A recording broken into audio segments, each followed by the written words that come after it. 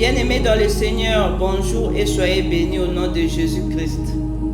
Je viens rapidement pour vous annoncer ce message. C'était le lundi soir, j'avais fini de prier comme d'habitude. Je me suis couché.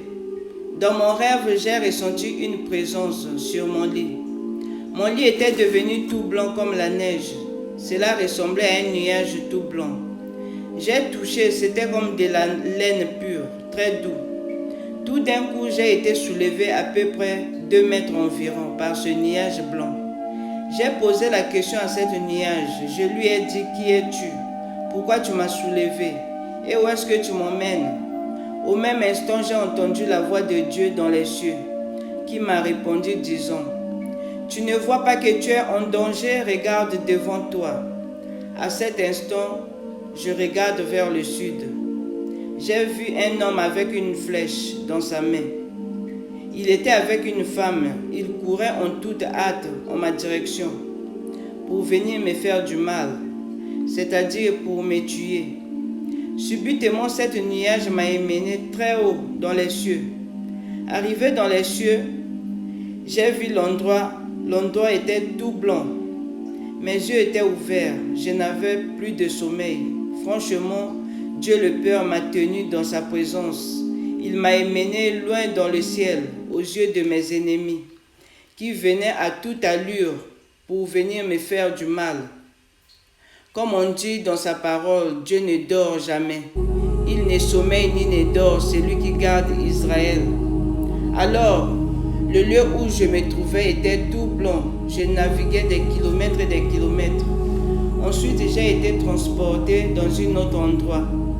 J'ai quitté là où c'était tout blanc.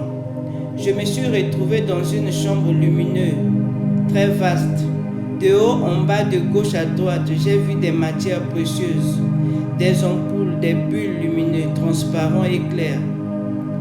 Je me suis arrêté pour contempler. Ensuite, j'ai entendu une voix en haut de ma tête, la voix de Dieu, le Père. Cette voix résonnait au firmament, dans tout le ciel.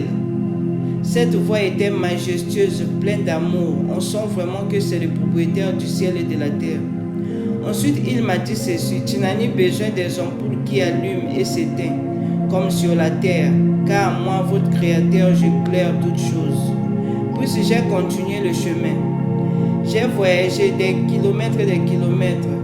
C'est comme si je n'étais pas maître de mon corps. Je me rappelle, parfois je virais à droite, parfois je virais à gauche.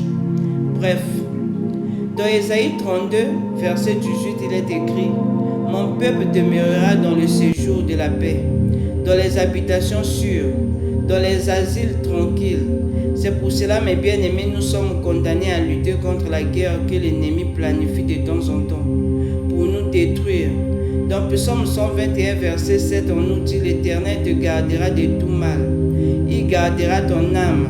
L'Éternel est merveilleux, mes bien-aimés. » C'était là le message. Soyez bénis.